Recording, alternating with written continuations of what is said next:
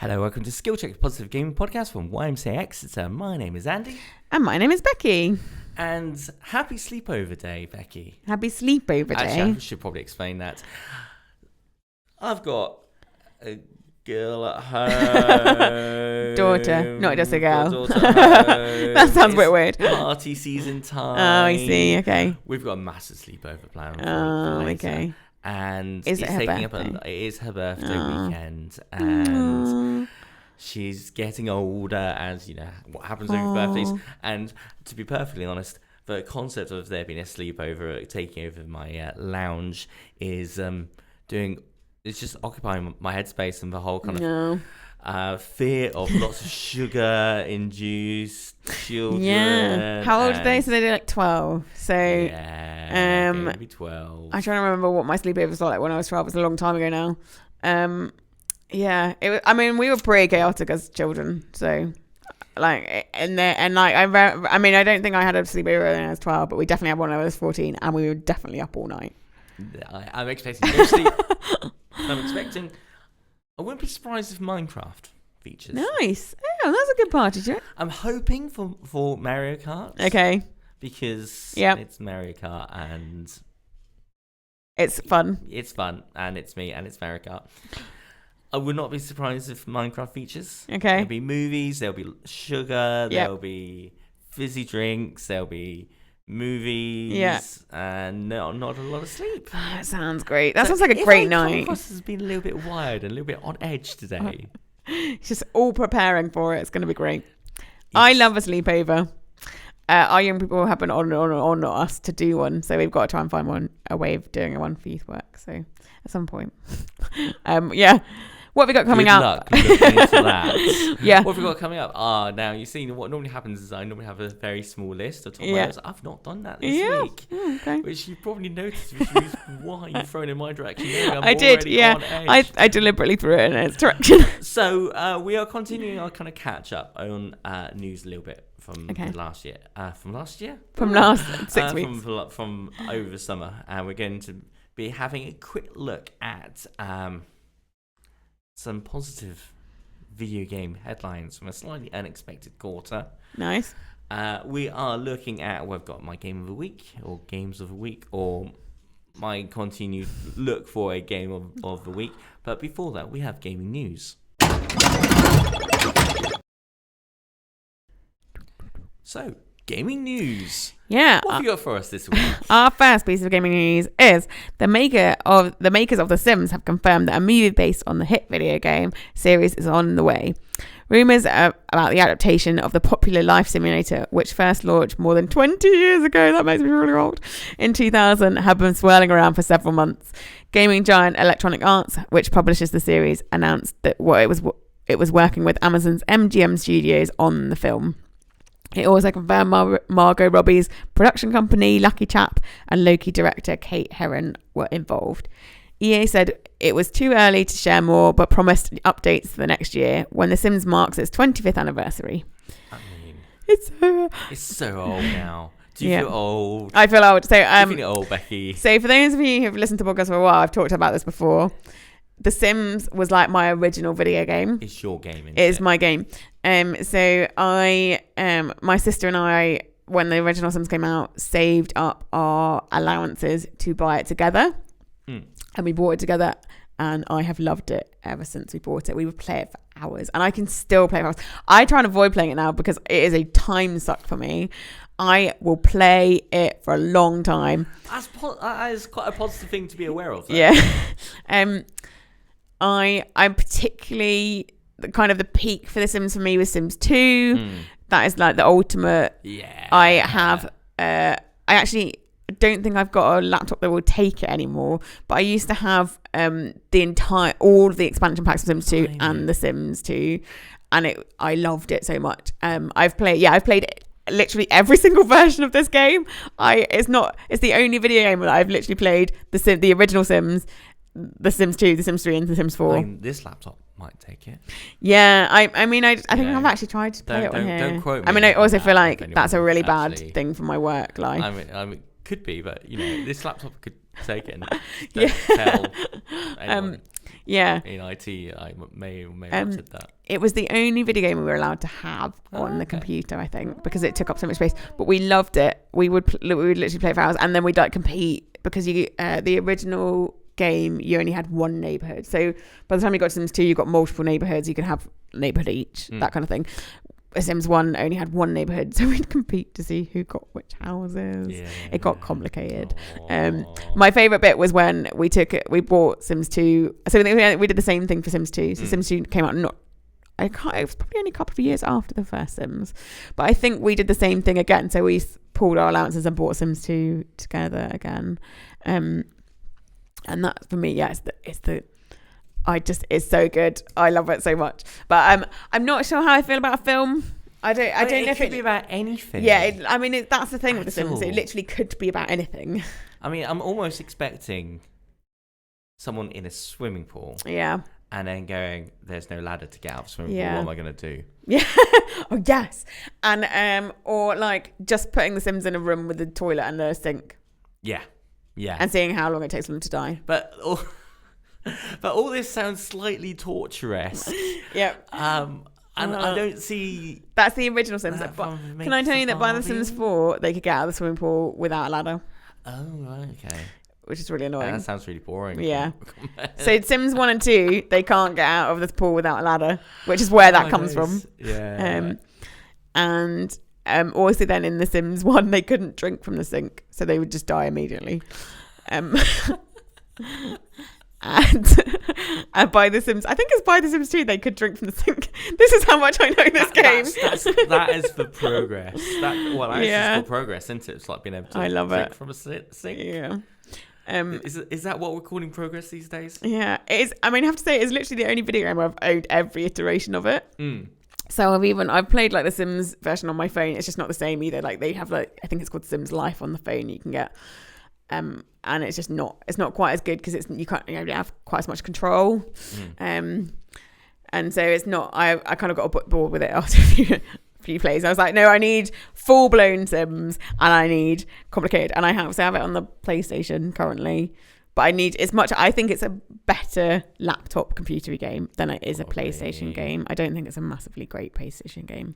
I mean, you'd probably be able to get it on the PlayStation. I've got it on PlayStation 4. I have it. I own it on PlayStation 4, but you don't trust yourself to play it too much. No, well, I don't use my PlayStation that much, but I think The Sims doesn't really work. I think it's too complicated for the PlayStation. With it with the laptop, there's more buttons you can do, and it's much easier to kind of move around and stuff. With the PlayStation, there aren't enough buttons almost. There are certain games that I feel suit a computer type. Yeah, so I think it's a much better computer game than it is a console game. Did you ever see the Barbie movie? Yes. Now you see, I've not seen it. Okay. Which I see no look of surprise. No, I'm not sure. I mean, you have a 12-year-old daughter, so I don't know how you got away with that one. I don't think she was massively... Okay. But I appreciate the fact that the Barbie movie was huge. Yeah. And it was genuinely kind of... Well, it was well received. Yeah, it was well received, yeah. It was... I mean... So I have hope. Yeah, I do actually, because that movie could have been about anything as well. Because it's Barbie. Like, Barbie could do anything. And yes, I did play with Barbie. Well, I literally did play with Barbie dolls when I was a kid. And so actually, in some ways, that's quite nice. And also it gives them a bit more creative freedom. So I don't know. I'm looking forward to it. I mean, it's because I love The Sims. I feel like I don't know if I'm looking forward to it as much as I look forward to the Barbie movie. I'll have to wait and see. I think I'll probably I think I'm kind of that person that's going to be like, I don't want to see it until I've seen some reviews that tell me it's good, because I'll be disappointed if it's not good. Yeah, and then true. But I'm sure we'll find out if it's terrible. Yeah. Really quick. Margot Robbie's really good at this, so hopefully it'll be great. Yeah. It'll be great. Let's move on before I start talking about The Sims again. Our second piece of gaming news is a new rumor suggests that Nintendo's successor to the Switch will be announced early next month with 2 different models. While there's been consistent rumours about the Nintendo Switch, can I tell you that I did not write the news? This is what happens when I don't know the right. You're gonna have a problem with this particular news didn't write the news. story. When I do write the news, I do not comment on speculation. But Andy really wants to talk about the Switch too. You see, it's important. I mean, in a nutshell, right? There's rumours of a new Switch being released next month. Shall I finish reading the news and then we can talk about it? So while there's been consistent rumours about Nintendo's next console over the past year, the speculation has escalated considerably in recent days, with multiple sources claiming a reveal within the next 6 weeks, even though on the face of it, it seems unlikely.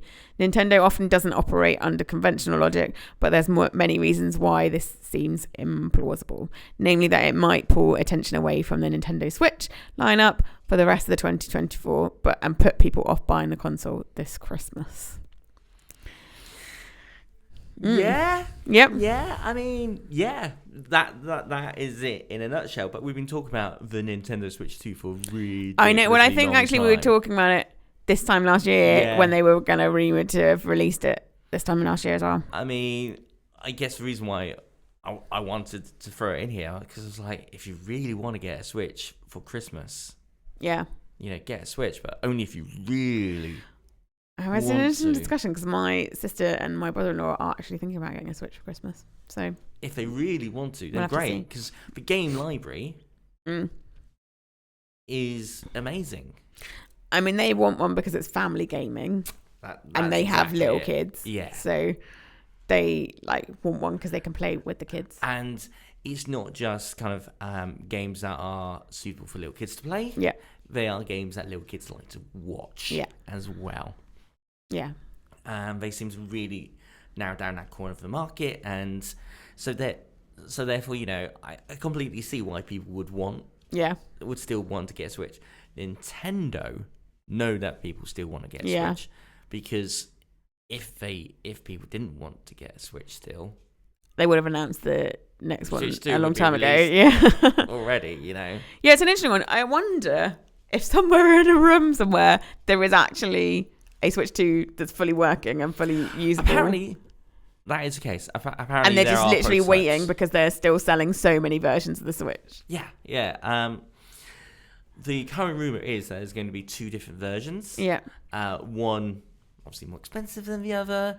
That's always the way. The more expensive one being the one that is backward compatible with old Switch games. Mm-hmm. So, yeah, it's an interesting one. Unless something really drastic happens, I can't. I really feel like they've sold so many Switches at this point. I don't know how easy they're going to find it to sell the next version of the Switch. So it'd be really interesting to see. There's going to have to be something slightly unique. And it was the same with the Wii and the Wii U. I think they sold so many copies of the Wii that by the time people reached the Wii U, they were like, we've got a Wii, why would we need something that's only slightly different? And then they brought out the Switch, which was very different from the Wii. But I wonder if that's where the making it compatible with the older games will come into play. Because what I imagine we're starting to find is people who have a Switch, who've owned a Switch for, I don't know, how long has it been out for? Because it feels like it's been out forever. 6 years, 7 years? I mean, let's say 7 years. If you've got a 6-year-old Switch, it's starting to feel its age now, and it's starting to get a little bit creaky. So I wouldn't be surprised if at least the first wave of the Switch 2 will be aimed at those users. It is 7 years. It's 7 years. Yep. 2017 it was. Which is it's a long time. Quite a while. It's a long time for a console. Yeah. Yeah. And graphic-wise, it is showing its age. Yeah. Although they have no bad thing. They have updated that a bit. Yeah. The game, it's like a lot of the games still look gorgeous in its own particular Nintendo style. Yeah. And they do that ridiculously well. Yeah.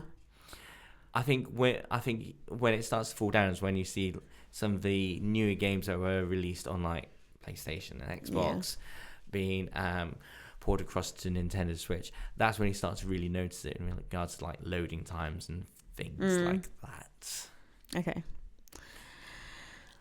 We'll see. I don't know what I'm trying to say here. I mean, this is why we do not comment on rumours because we don't really know what's going to happen. It could be that in the next 6 weeks there's a new Switch announced. If you really want one. Yeah, that is true. And if you've got some really important reason for having one, I think. Yeah. Our final piece of gaming news is game design looks set to take. Oh gosh, my words. Game design looks set to be the next frontier for generative AI. We've already seen Google researchers make an AI Doom recreation, and Tencent recently revealed initial researching into what could become an open world game generator. Now, Electronic Arts, the video game giant behind Battlefield and The Sims and FIFA, we've already talked about them today, has confirmed that we already suspect is going all in on a generative AI. At EA's Investor Day, Chief Executive Officer Andrew Wilson said AI has always been part of the company's creative journey. The company now has over 100 active novel AI projects underway as it aims to accelerate how innovators and creators are building entertainment experiences, leading to self-expression, content creation, curation, and instant gratification. I mean, considering the amount of news that comes out from the industry over this year particularly, layoffs, every couple of weeks, and now they're talking about using generative AI. I feel a bit queasy. Yeah. Not saying it's actually, it just makes me feel queasy. Yeah. There's no getting away, I think, from the fact that AI, knowing how to use AI, is probably going to be a good skill. Yeah. But it does feel like it could be some sort of human connection thing being missed out here. I mean, further on in the article, the CEO talks about making stories that are more personal and nuanced. Yep. By AI? I'm waiting to be proved wrong. I'm hoping I'm proved wrong. I'm queasy. I mean, it's really difficult because this is the way technology is going, and like every significant change that we've had in technology has always caused tension. Like it's never not caused tension. I mean, the internet, when they first invented it, they thought it was gonna like end loads of stuff, and like every time that we've had a significant move in technology and interactions with technology, people have been wary. And realistically, I think it's just the way that people use it, and it's gonna. And I also think that part of the problem is that the law does not keep up quick enough with the way that technology moves, and so it would just be. I just think if this way is going to continue, government's going to have to start regulating quicker. Yeah. And so we'll just have to see what goes forward, I guess. Yeah. And that is the end of gaming news.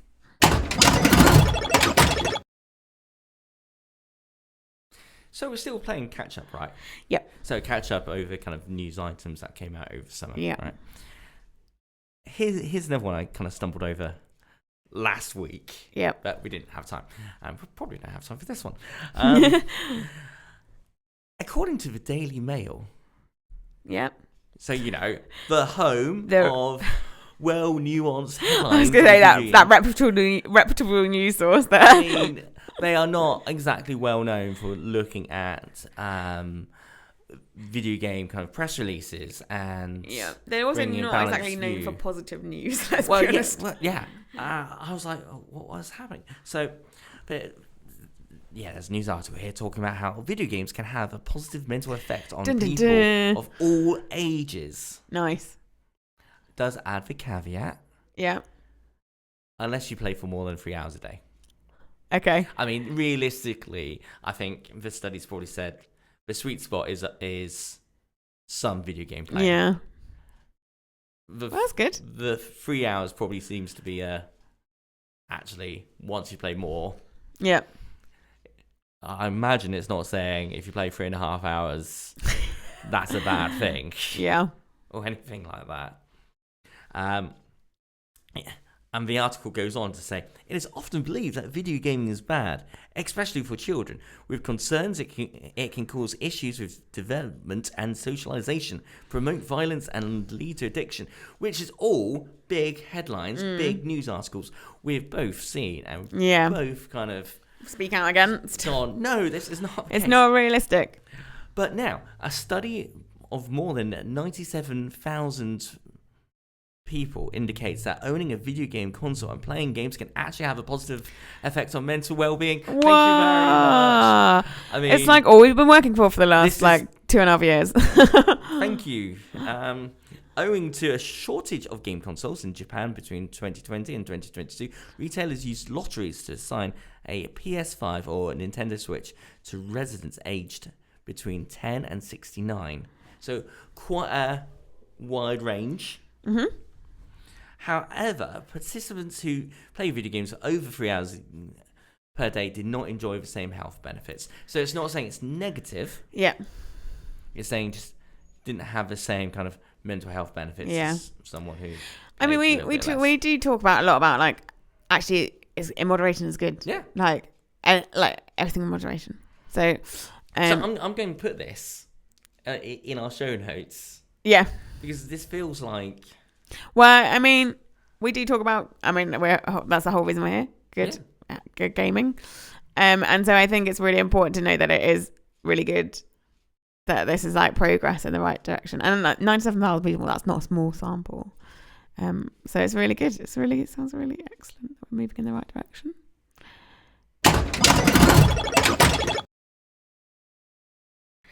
And now it's time for Andy's Game of the Week. Andy, what is your game this week? Oh, I'm allowed 3. I mean, it feels like really cheap. That seems greedy. I don't have one particularly. Okay. So what happened, right, is I saw news about Jedi Survivor coming out on Xbox One. Oh, of course you did. And I'm like, I really want to play that on a console in somewhere a bit more comfortable than in front of my PC. Yeah. And Jedi Survivor's been out on Game Pass for ages, or at least feels like for ages now. Yeah. So obviously it's not come out on Game Pass for Xbox One yet. So if you want it on Xbox One, you still have to pay like 40, 50, 60 quid for it. I'm not doing that. That's fair. So I was like, I kind of want. So I went to start a new Jedi Fallen Order. Okay. Run through. All right. The first game of the Jedi series. Yep. It turns out I'd already started one, and so it's literally a case of clicking continue, and I'm like, where am I? What am I doing? Yeah. And oh look, there's the first boss of the game. Yeah. About to hand myself. Anyway. Nice.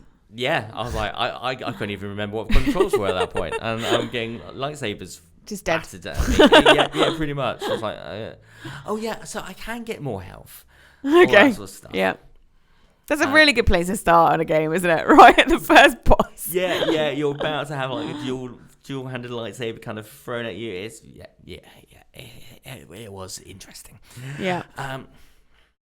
Started playing Tomb Raider, Raise of the Tomb Raider. Yeah. Anyway.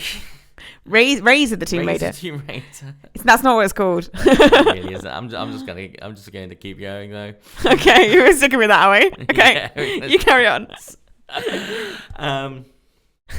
Love how completely cinematic that universe feels. Very much. I'm like, why have I waited so long to start playing this? Okay. Weekend. Yep. Fallout London. Oh my goodness. You've added like a full week of playing games, haven't you? Well, probably Fallout London more than the others. Yeah. Fallout London is basically a mod for Fallout 4. Yeah. Which takes Fallout 4 and completely changes the entire game. Most mods kind of interchange characters for other characters or give you a different level. This is a whole new game from scratch. Yeah. And just something about the concept of exploring nuclear wasteland London. Yeah. which I was like, I kind of want to do this. Yeah. Which kind of dragged me Was into it that fun? Fun's relative. Yeah, fun is relative. It was interesting. It was an experience. Okay. I enjoyed kind of exploring. Yeah. Not the most joyous game. I wouldn't I can play imagine. that game for if I wanted something just outright fun to play. Yeah. But it was entertaining. Okay. Good stuff. Are they available anywhere? You didn't even look, did you? I didn't even look. So Fallout London is available on basically on PC. Okay. Because you need Fallout 4 via Steam or GOG store, Okay. I believe it is. Fallout London comes from GOG. It comes from other sources as well. But if you get it from there, you get a nice little install breakdown on how to get it on your machine. Tomb Raider is available everywhere. And Jedi Fallen Order, again, available everywhere. Nice. Well, with that note, that's all we've got time for this evening. This evening? Oh, why is it this evening? It's not. It's morning here, by the way, just out. We've gone on for that long. I'm so tired. It's also Friday, which is why we're messing up.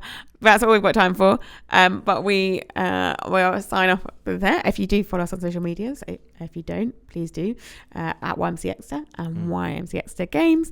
And we will see you next week.